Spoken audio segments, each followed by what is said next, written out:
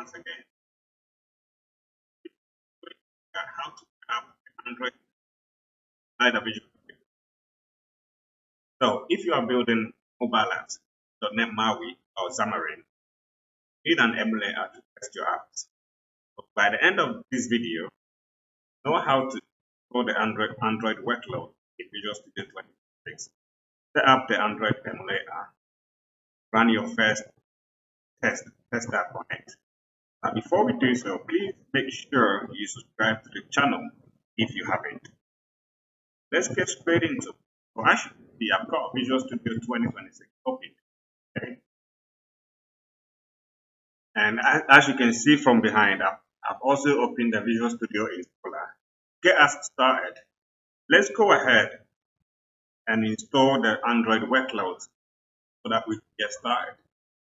To do so, let's go ahead and open our Visual Studio installer. If you are not on this page here, look at under the Visual Studio 2026 and then click on Modify. So once you click on Modify, you're taken to this page, or this dialog will be opened, showing the workloads, individual components, and whatnot. So this is what we're going to do. So as you can see, we've got a bunch of components that we can select from. But for this video, this is what we need. We need the .NET multi-platform application UI development. So this will help us build Android, iOS, Windows, and Mac apps from a single code base using C# with .NET MAUI.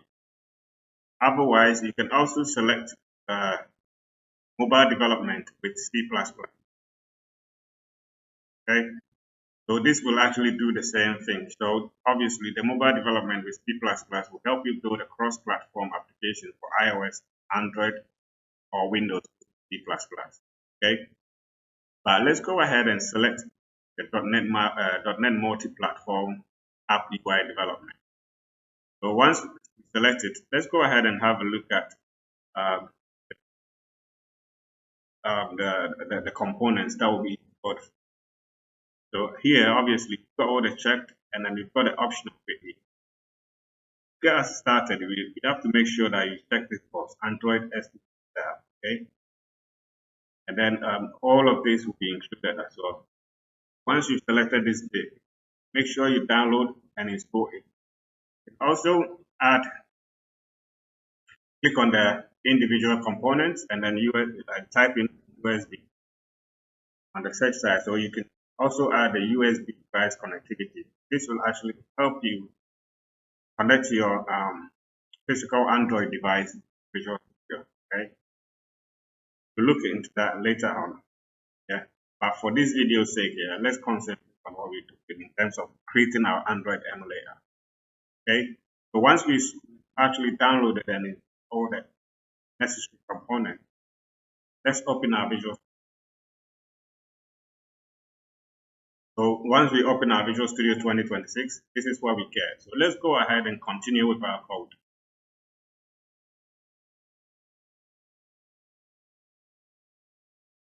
For now, as you can see, we've got the Visual Studio opened without any project. Okay, continue. Let's go ahead and click on Tools and then Android. First, let's open the Android SDK Manager.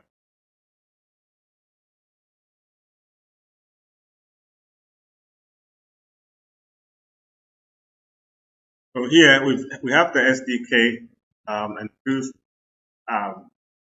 open here. So this is what we would do. Let's go ahead and install a bunch of components that. So as you can see here now, we've got the SDK platform levels. Yeah. So you can select whatever platform level or API level that is applicable. Okay. So as you can see here now, I've actually selected the latest ones.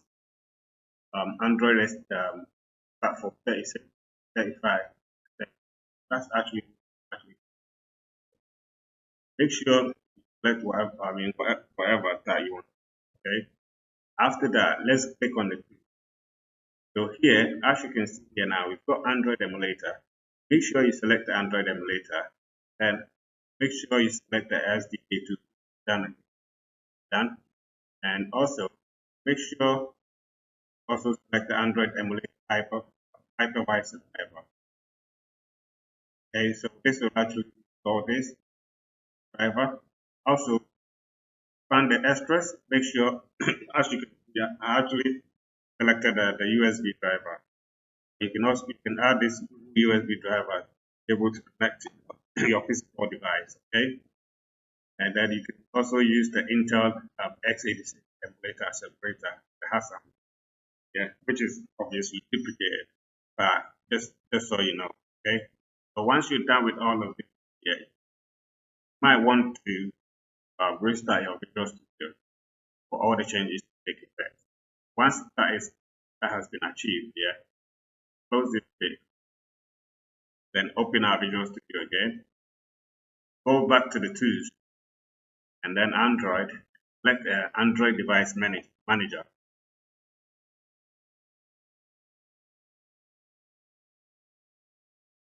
So here, have the Android Device Manager that is being opened. So as you can see here now, I don't have any device whatsoever that is appearing here. So let's go ahead and add on a new device. We could do so by right-clicking here. So if we right-click here, because we've got nothing here, there's nothing showing. So let's go ahead and click New. So this new device dialog will open. So we can select the properties that we need for our emulator, like the disk data partition size. So this is the 2D, and got a bunch of stuff selected. So you can have a look properly. We're not going to look too much into this. So we can also set the RAM size. So I've set it to 1.5 gig. It is enough. So here we can also select the base device. So basically the base device is whatever Android device that we want to use, like tablet, TV, and whatnot. Okay. So here you can also select whatever Android device that you want. So let's go ahead and select something new. Let's Pixel code and see what actually comes out. Here, so as you can see, let's leave it as it is for this. So let's leave it at 7. 7. So this also comes with a obviously Android the Play Store. Okay, and the RAM size is 1.5. So let's go ahead and click on it. So this will actually download and install the emulator. So as we can see here now, we've got the emulator created for us. Obviously, we could have changed the name to something that is more recognizable for us, but it's not really important for this video. So let's go ahead and start our emulator to see what actually comes up.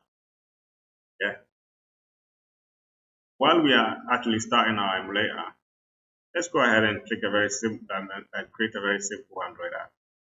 So new project.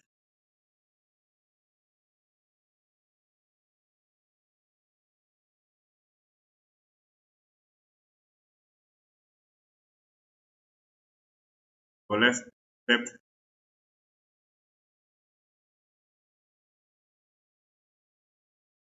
So let's select here on the project type here, we can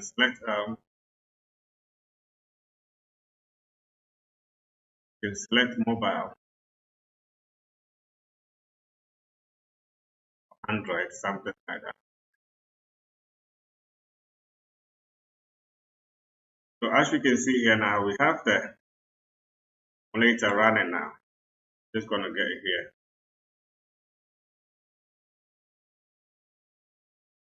So as you can see, the emulator is taking a bit longer to start.